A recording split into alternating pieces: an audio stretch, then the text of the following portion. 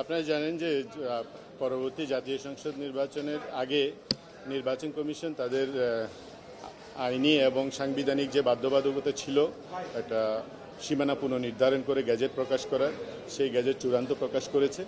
সেই গ্যাজেট প্রকাশে যেটা হয়েছে, বাগেরহাট আগে 4 সংসদীয় আসন বিশিষ্ট জেলা ছিল, একটা সংসদীয় আসন কমিয়ে 3টা করা হয়।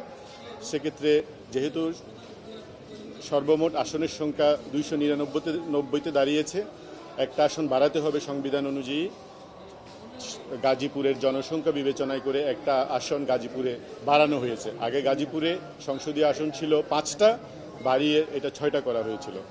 তারই বৈধতা চ্যালেঞ্জ করে হাইকোর্ট ডিভিশনে বাগেরহাটের কিছু পেশাজীবী সংগঠন এবং কিছু রাজনৈতিক ব্যক্তিত্ব রিট পিটিশন দায়ের করেছিল। সেই রিট পিটিশন শুনানি শেষে রায় হয় এবং সেই নির্বাচন কমিশনের প্রকাশিত চূড়ান্ত গ্যাজেটটাকে অবৈধ ঘোষণা করা হয়।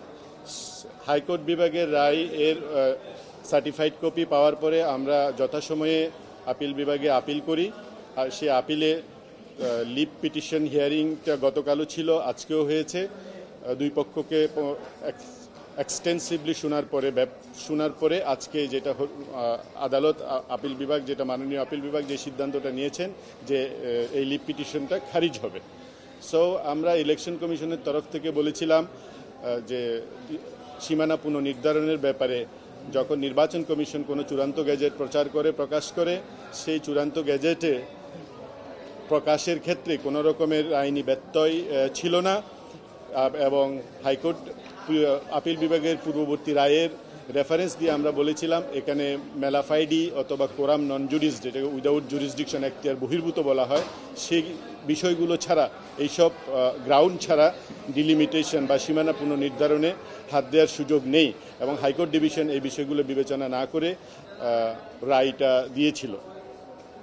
যাই হোক, অ্যাপিলেট ডিভিশনের সকল বিচারপতি একমত হয়ে সিদ্ধান্ত নিয়েছেন যে আমাদের civil petition for leave to অ্যাপিলটি ডিসমিসড হবে, খারিজ হবে। অ্যাকর্ডিংলি খারিজ হয়েছে।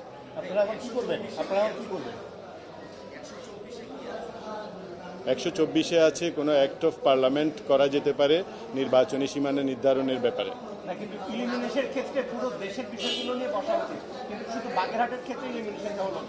না, বাগেরহাটে আমরা আদালতে সেটা দেখিয়েছি, শুধু বাগেরহাটের ক্ষেত্রে না, যেটা করা হয়েছে পুরো দেশের লোক সংখ্যার জনসংখ্যা অ্যাভারেজটা করা হয়েছে। অ্যাভারেজ গড় করে দেখানো হয়েছে যে বাগেরহাটে 4 সংসদীয় আসন বিশিষ্ট জেলার সংখ্যা 14টা। আমরা দেখিয়েছি বাগেরহাটে জনসংখ্যা সবচেয়ে কম, ভোটার সবচেয়ে কম, এবং যেখানে যুক্ত হয়েছে একটা আসন গাজীপুর, এটা হলো 5 সংসদীয় আসন বিশিষ্ট জেলা। আমরা দেখিয়েছি 5 সংসদীয় আসন বিশিষ্ট জেলার সংখ্যা 9টা, সেখানে গাজীপুরে জনসংখ্যা সবচেয়ে বেশি, ভোটারও বেশি। আমরা এটা দেখিয়েছি। আজকে যে রায়টা হলো, সেই রায়ের বিষয়টা আমি লিখিতভাবে ইসিকে জানাবো, নির্বাচন কমিশনকে জানাবো। নির্বাচন কমিশনের পরবর্তী ইনস্ট্রাকশন সাপেক্ষে এটা তারা যেভাবে সিদ্ধান্ত নেবেন সে অনুযায়ী আমার রেসপন্সটা হবে, আমার জবাবটা।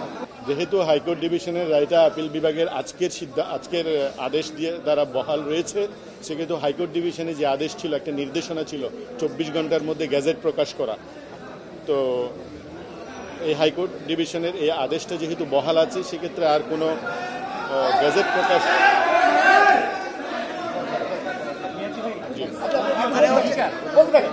মিয়াজি বরকত দীর্ঘিকার 39টা জেলায় বা আসনে সীমানা নির্ধারণ হয়েছে। এখানে এটি একমাত্র জেলা ছিল যেখান থেকে একটা সংসদীয় আসন কার্টেইল করা হয়েছে এবং গাজীপুর একমাত্র জেলা ছিল যেখানে একটা আসন যুক্ত করা হয়েছে।